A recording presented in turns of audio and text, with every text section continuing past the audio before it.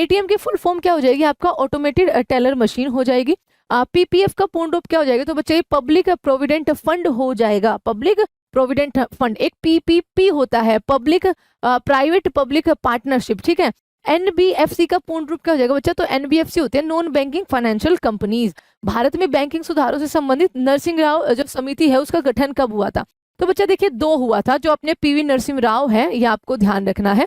Narasimhan committee 1991 में, जब भारत की स्थिति बहुत ज्यादा खराब थी और उस टाइम पे फाइनेंस मिनिस्टर थे आपके मनमोहन सिंह, जो अपनी एलपीजी यहाँ पर आपका लेकर आए थे, ठीक है, नीति लेकर आए थे।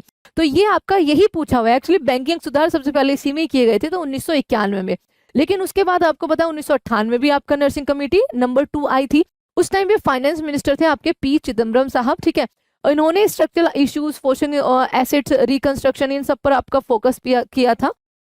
पीएसबीज की जो आपका यहाँ पर स्टेबिलिटी है, मर्जिंग है, उन पर यहाँ पर फोकस किया था। तो आपको जवाब इसमें हो सकता है, देखो इसमें 1998 लिखा है, बट मैंने आपको बैंकिंग सुधारों के लिए बोल दिया है 1991 में आपका करेक्ट आंसर होगा। योजना आयोग के स्थान पर नीति आयोग का गठन आपके इसके सिफारिश किसके द्वारा की गई थी, तो इसकी सिफारिश एज ऑफ नहीं करी गई थी, बस आपका योजना आयोग को 2014 में निरस्त करके 2015 में 1 जनवरी 2015 से नीति आयोग का गठन किया गया था थिंक टैंक के रूप में। तो नरेंद्र मोदी सरकार आपके यहाँ पर आ जाएगी। मोन्टेक सिंह अहलूवालिया आपके जो 12वीं आपकी क्या कह सकते हैं योजना आयोग था, उसके उपाध्यक्ष थे बच्चा, ठीक है।